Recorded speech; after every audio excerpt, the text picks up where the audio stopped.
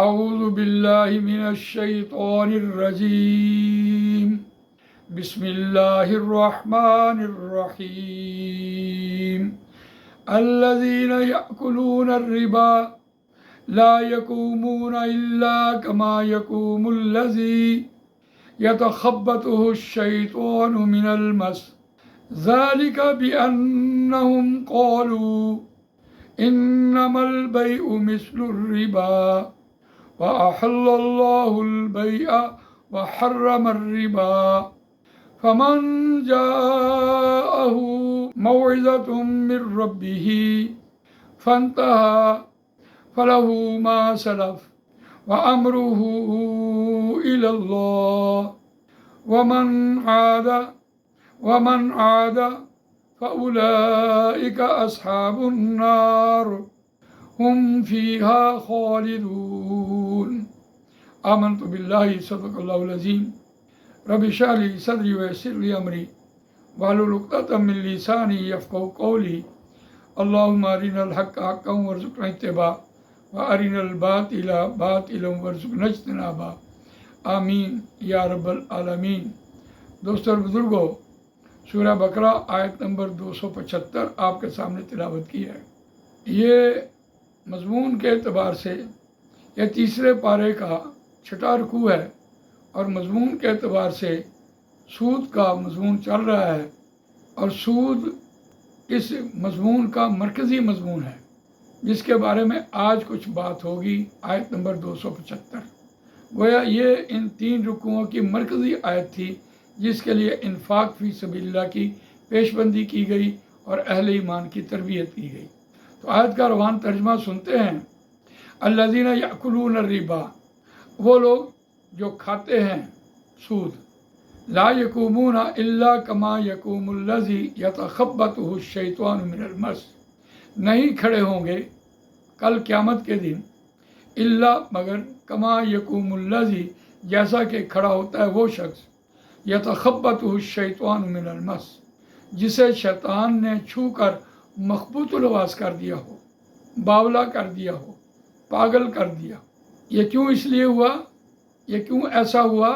ذالک بأنہم قالوا انما البیع مثل الربا، یہ اس لیے گویا کہ انہوں نے کہا انما البیع مثل الربا، سوائے اس کے نہیں، صرف اور صرف بیع و شرع تجارت مثل الربا مانند سود کے ہے۔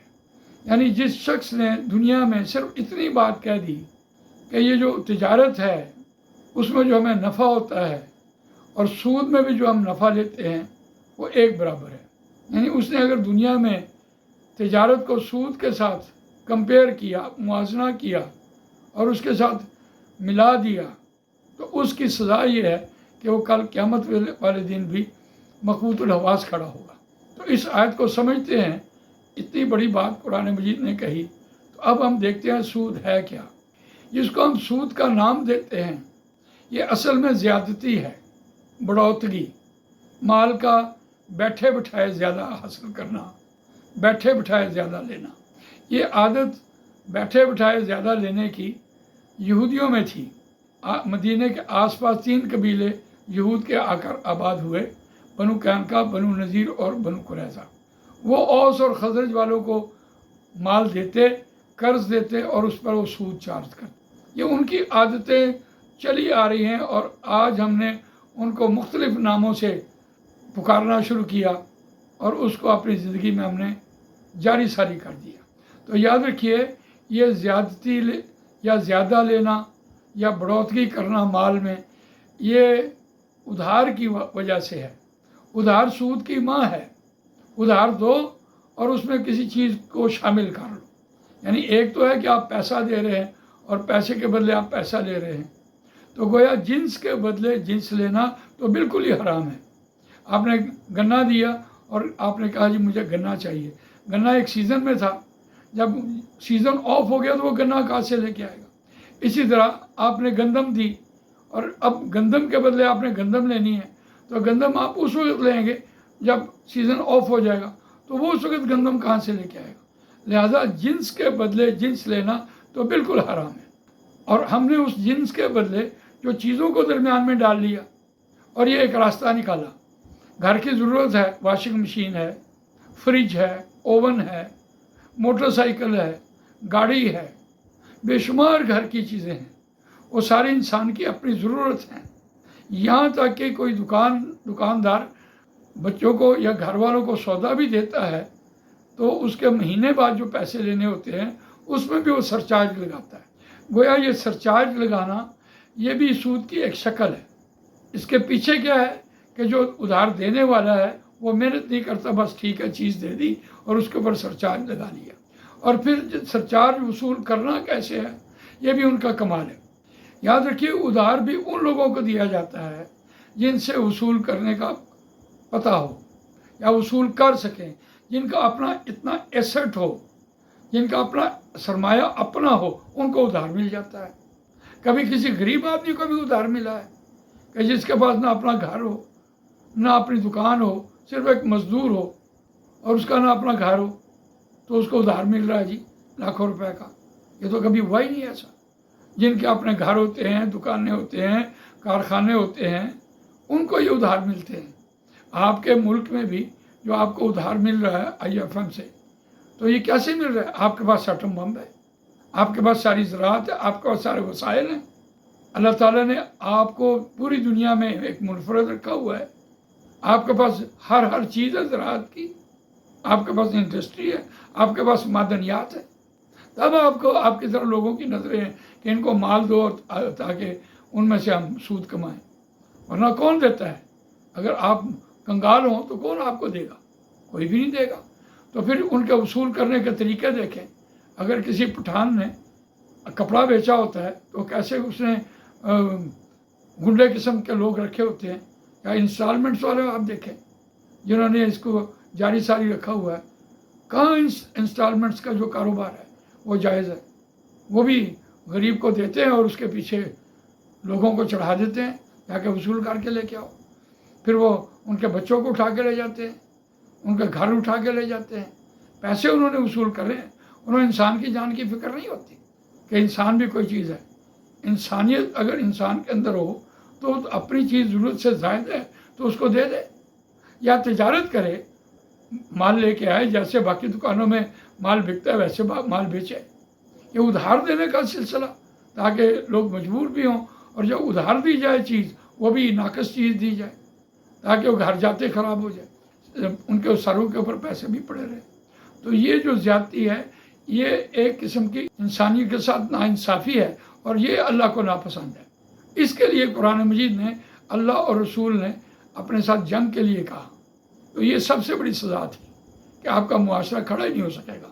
तो इस एतबार से इसका तर्जुमा सुनिए जो सूद के हवाले से मैंने अभी आपके सामने बात रखी है कि वो लोग जो खाते हैं सूद, अगर उन्होंने ये कंपेयर किया कि ये भी एक तिजारत है और इसमें भी एक नफ़ा है, तो वो कल क़यामत वाले दिन बावले खड़े होंगे। बावले से मुराद ये है कि आज कोई सूद देने वाला हो या सूद लेने वाला हो, उसको ना माँ की फ़िक्र होती है, ना बाप की फ़िक्र होती है, ना किसी अजीज़ व अकारब की फ़िक्र होती है। अगर उसे अपने अजीज़ व अकारब को कोई पैसे भी देने पड़े और उसके पास पड़े भी हों तो क्या कह रहा होता है, अच्छा जी मैं पूछूंगा किसी के पैसे, मैं किसी के पैसे हैं, मैं किसी से पूछ कर आपको पैसे दूंगा। तो फिर आपने उसको वापस भी करने हैं, देने अपने पास से होते हैं, बहाना किसी का लगा लेते हैं। यानी उनके नज़दीक इंसानियत की कोई कदर नहीं होती, पैसे की कदर होती है। इसलिए यहाँ ये बात कही कि बावला होगा। आज भी देख लें, जिनको पैसा अजीज़ होता है ना उनको माँ अजीज़ होती है ना बाप अजीज़ होता है, उनको पैसा अजीज़ होता है। तो इसलिए मखबूत लबास खड़ा होगा कल क़यामत के दिन, जिसने इतनी बात कह दी होगी। कुरान मजीद ने जो हदीस के अल्फाज हैं उनको देखिए, अर्राशी वल मुर्तशी किलाहुमा फिन्नार, दोनों जहन्नमी हैं। रिश्वत देने वाला, रिश्वत लेने वाला। रिश्वत जो है वो देने वाला जो है वो पहले बयान हुआ, क्योंकि उसको ज़रूरत थी किसी काम की और उसने अपनी ज़रूरत को पूरा करने के लिए पहले पैसे दिए ताकि काम मेरा हो जाए। वो लाइन में लगने के तैयार नहीं है।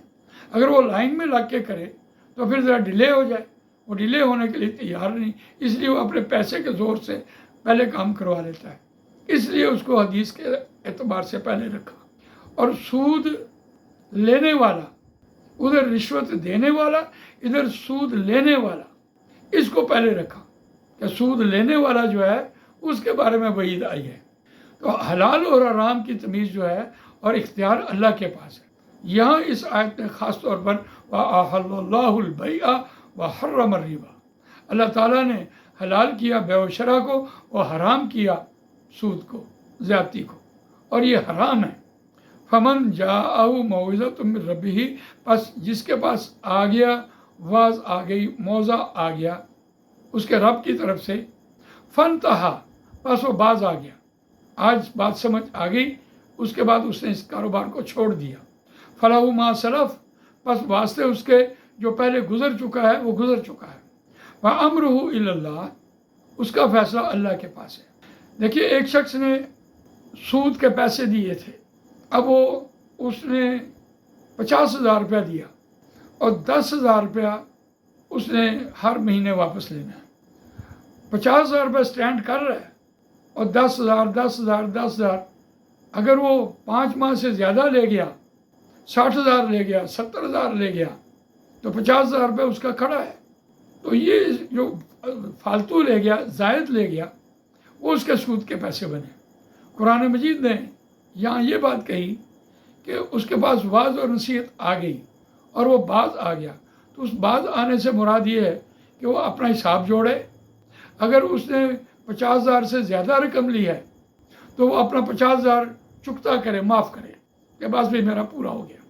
और जो ज़्यादा रकम है अगर वो ना भी वापस करे तो आइंदा वो इस मामले को छोड़ देगा, तो तब भी वो अल्लाह ताला उसको माफ़ कर देगा।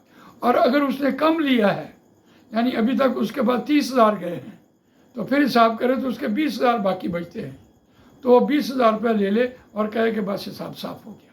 तो ये है बात आने से मुराद। फनतहा फलहु मा असलफ, बस वास्ते उसके जो गुजर चुका है। व अम्रुहु इल्लल्लाह, और उसका फैसला अल्लाह के पास है। वमन आदा, यानी इस हुक्म को सुनने के बाद जिसने दोबारा इआदा किया, दोहराया, कोई बात नहीं, खैर है, फउलाइका अस्हाबुन नार हुम फिहा खालिदून, बस वही लोग आग के रहने वाले हैं, वो हमेशा हमेशा उसी में रहेंगे। तो अल्लाह ताला मुझे आपको कुरान मजीद पढ़ने, समझने, इस पर अमल करने, इसको दूसरों तक पहुँचाने की तौफीक अता फरमाए। सुब्हानक अल्लाहुम्मा व बिहम्दिका, नशहदु अल्ला इलाहा इल्ला अंता, नस्तगफिरुका व नतूबु इलैक।